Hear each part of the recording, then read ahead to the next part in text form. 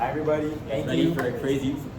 Thank you for coming to this amazing social media presentation.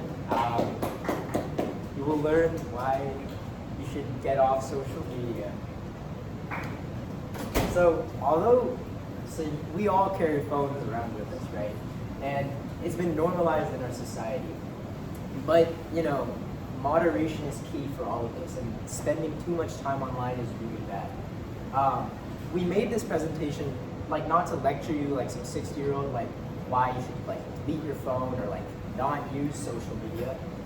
This is more of a presentation on telling you why you should self-regulate, because it's been shown to increase the risk of mental health issues such as anxiety, depression, insomnia, and it increases your stress level. It's shown to have the same negative effects, although it has different effects on different individuals. The takeaway from all of the studies that have been done is that it's bad for you. So it can also lead to eating disorders, and it can really negatively affect self-esteem. In addition to that, it also it exposes you to cyberbullying and other bad things. Some quick statistics about how social media has a terrible influence on mental health is that according to the statistical site Backlinko, 70.1% of the total U.S. population actively uses social media, totaling a number of 239 million people. And 22.8% of adults in the U.S. experienced mental health illnesses in 2021, which is 57.8 million people. 5.24 billion people currently use social media worldwide, and up to more than double from the 2.07 billion people in 2015. 63.9% of the global population in the world uses social media among audiences aged 18 plus. The figure rises to 86.1%. Globally, the average time a person spends on social media is 2 hours and 21 minutes.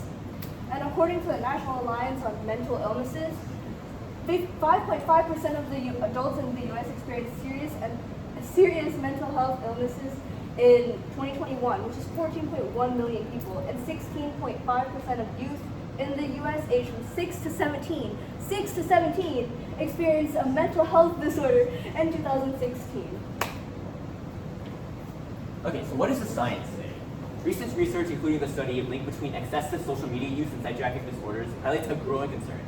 Overuse of social media is increasingly linked to a range of mental health issues. These issues don't stay online, they spill over. They affect yourself physically, mentally, all aspects of your life. To safeguard your well-being, it's important to recognize when social media is becoming excessive and to set boundaries for healthier habits. But quitting it entirely isn't necessarily the answer.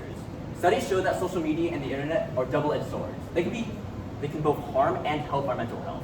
For example, the longitudinal impact of social media use on UK adolescents' mental health found links between heavy social media use and depression, anxiety, suicidal thoughts, sleep issues, and even physical health risks like obesity. Yet other studies highlight the positive side. Social media can strengthen connections, reduce loneliness, and provide a sense of belonging, especially for people who might feel isolated in their daily lives. In short, social media isn't inherently good or bad. It's a tool, and we must use it like a tool. We can't blindly follow it. It can make us, and it can also break us. And how we use it matters. It can be a place of harm, it can be a place of support. Education, meaningful relationships, especially when it comes to mental health, platforms can serve as a gateway for information, community, and even healing, if used mindfully. So how do we solve this problem? Regulating your time online can be challenging, especially because social media and digital devices are intentionally designed to be as addictive as possible. It's so easy to fall into the trap of 10 hours, 20 hours, spending the entire day on social media. In fact, social media addiction has become a real and growing concern. According to the Addiction Center, an estimated 5 to 10% of Americans are addicted to social media. This issue is just as serious as the mental health consequences it can trigger, including anxiety, depression, and low self-esteem. That's why it's important to recognize the signs of overuse and to take steps towards a healthier balance.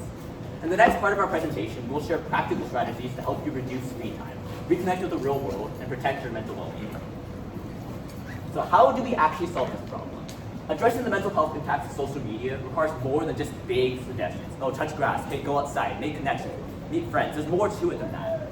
A more effective solution lies in establishing intentional, structured boundaries around digital behavior. Rooted in behavioral science. We have to actually utilize our tools, our strategies. One key strategy is using technology to manage technology. Tools like ad blockers, grayscale settings, screen time trackers to disrupt the reward cycles that make social media addictive. Additionally, creating consistent routines such as designating specific times for social media use and setting device-free zones during meals. All this helps to build healthier habits without having to rely solely on willpower alone. Because on willpower alone, you might fail. It's hard. Not everyone is able to do it. There's more to it than that. We have to leverage our supplies, what resources we have at our disposal. Furthermore, by replacing passive scrolling with low-effort, high-reward alternatives like journaling, skill-building apps, this offers more meaningful cognitive engagement. We don't rise to the level of our goals, we fall to the level of our system. Social media overuse is not a challenge solved through willpower alone. It requires strategic planning, consistent structure, and an intentional shift in how we interact with technology. Finally, it is crucial to examine what genuine connection truly means in a digital age. While social media offers the illusion of constant connectedness, metrics like likes, follower counts, or streaks often substitute meaningful interactions. Social media fills a void in our lives, often serving as a quick fix for boredom, loneliness, or desire for validation. To move past the negative impacts of social media, we need to replace this void with meaningful, real-life activities. True connections come from in-person relationships, not followers or likes. By prioritizing face-to-face interactions, hobbies, personal growth, we can finally break the cycle of digital dependence and build more fulfilling, more lasting engagements. It's not about willpower, it's about replacing digital distractions with activities that offer real value. So what do these more fulfilling activities entail? So instead of using social media and spending more time on your phone, consider any of these or others. You can do reading, which is intellectually stimulating, and it also allows you to build relationships with others if you join book clubs, for example. There's always exercising and sports. You can join clubs or you can do it on your own. Exercise also generates endorphins, reducing anxiety and depression, improving your mental health and your self-esteem, as well as building social connections. There's cooking and baking, which is a great life skill that you should learn, and it's also an outlet for something fun to do, something to be creative and share with others. There's crocheting and knitting, another great creative outlet where you can make things for both yourself and for others. Crafts, painting, and drawing are all a great creative outlet as well that allow you to build relationships by sharing your creations and collaborating to create art with your friends. Journaling and scrapbooking are both creative outlets as well as great resources for bettering your mental health. And journaling specifically does that, as you can write down your thoughts, analyze your own emotions, and better understand yourself. So, to summarize the past 20 minutes, we can't delete social media from the world, but we can change how we use it and how it uses us. And that starts with awareness, boundaries, and action. Thank you. If you have any questions, there's a QR code. You can email us. Yeah. What, Keon? Yes, Keon. All four of you presumably use social media, correct? Yes. Yeah. How does it impact you guys? So, we actually implement our own personal ways of letting it not affect us. Like, I personally try to remember that it's just online, like it's not real life. If it's really affecting you that bad, turn off your phone. So whenever it gets bad for me, I turn off my phone. And I'm sure they have other great ways. Yeah, I don't think it's that simple for everyone though. Social media, we all use social media here, but it impacts us differently, but it all impacts us. I think it's a net negative for us. First of all, like, hey, we're all busy here. We have time. There's schoolwork to be done. There's relationships to tend to. How do we balance all of this while still having to manage this void in our life, this distraction? So for me, social media impacts me most by using my time, by using my limited energy. So that's why we try to implement these strategies, screen times, limits. I try to be mindful of the problems through limits, and I try to replace social media with meaningful interactions in my life.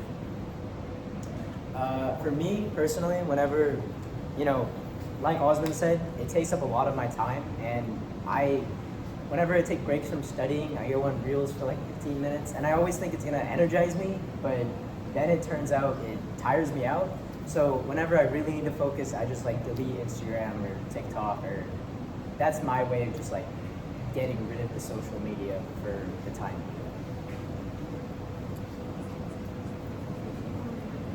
Personally, I don't find that screen time limits work because you can always just hit, give me more screen time, right? And so I always just put my phone in another room if I'm working on homework, and that way I have to actually get up and go grab it if I want to use it. And also I find that grayscale makes things a lot less appealing. So if you go on Instagram and everything's in black and white, you're not going to want to stay on there for as long as you would as if it was in color. Any other questions? Okay, thank you for coming, guys. I hope you enjoyed.